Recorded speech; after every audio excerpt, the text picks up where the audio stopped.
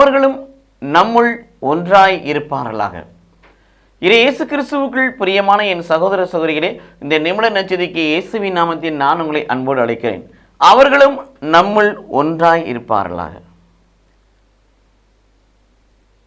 இயேசு கிறிஸ்துவுக்குள் பிரியமான என் சகோதர சகோதரிகளே, இயேசு கிறிஸ்து ஜெபிக்கிறார். தன் சீடர்களுக்கு மட்டும் ஜெபிக்கவில்லை. சீடர்கள் போய் அந்த வார்த்தையை அறிவிக்கின்ற பொழுது அந்த வார்த்தையின் மீது நம்பிக்கை கொண்டு ஆண்டவர் வழியில் செல்லுகிற அனைவருக்காகவும் இயேசு கிறிஸ்து ஜெபிக்கிறார். அப்படி என்றால் இந்த உலகத்தில் யாரையும் கைவிடுவது இயேசுவின் விருப்பம் அல்ல. எல்லோரையும் அழைக்கிறார், எல்லோரையும் அன்பு செய்கிறார், எல்லோரும் தன்னிடத்தில் வர வேண்டும் என்று விரும்புகிறார். இயேசு கிறிஸ்து ஜெபித்த ஜெபத்திலே அந்த ஜெபம் கொஞ்சம் உன்னதமான ஒரு ஜெபம். எவ்வளோ ஒரு பார்ட்டிஷன், எவ்வளோ ஒரு பங்கு கொடுக்குறா இருப்பாங்க. தந்தாய் நீர் என்னுள்ளும் நான் உம்முள்ளும் ஒன்றாக இருப்பது போல. நம்ம 2 பேரும் ஒன்றா இருக்கிறோம்ப்பா, அதுபோல் இவர்கள் எல்லோரும் நம்மில் ஒன்றாக இருப்பார்களாக. யாரையும் தனித்து விட இயேசு விரும்புவதில்லை. அதே யோவான் நற்செய்தி 17ஆம் அதிகாரம் 21, 22 வாசிக்கிறோம்.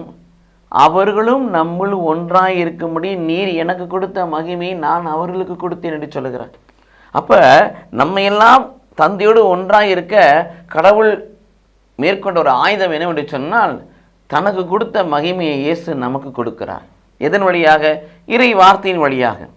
2 தெசலோனிக்கர் 2ஆம் அதிகாரம் 14 வாசிக்கிறோம்.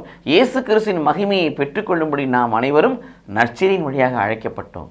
ஆக நற்செய்தியை பார்க்க, படிக்க, கேட்க, தியானிக்க, அதன்படி நடக்கின்ற பொழுது இயேசுவின் மகிமை நம்மை ஆட்கொள்கிறது. இயேசுவின் மகிமை ஆட்கொள்கின்ற பொழுது நாம் யாரோடு இணைகிறோம்? இயேசுவோடு இணைந்து தந்தையோடு ஒப்புரவாகிறோம். அத்தகைய அனுபவத்தை பெற்றுக்கொள்ள கடவுள் நம்மை அழைக்கிறார். இதை நாம் எழுந்து போகாதபடி, பாவத்திலே வாழ்ந்து இறந்து போகாதபடி, நற்செய்தி வழியாக இறை மகிமையை பெற்றுக்கொண்டு இயேசு கிறிஸ்துவோடு இணைந்து தந்தையோடு நாம் ஒன்றாக இருப்போம். இயேசு கிறிஸ்து சொன்னார் அல்லவா, தந்தாய் நீர் என்னுள்ளும் நான் உன்னுள்ளும் ஒன்றாக இருப்பது போல அவர்களும் நம்முள் ஒன்றாக இருப்பார் என்ற வார்த்தை நம்முடைய வாழ்க்கையிலே நிலை பெறட்டும். கடவுள் நம்மை ஆசீர்வதிப்பாராக. ஆமென்.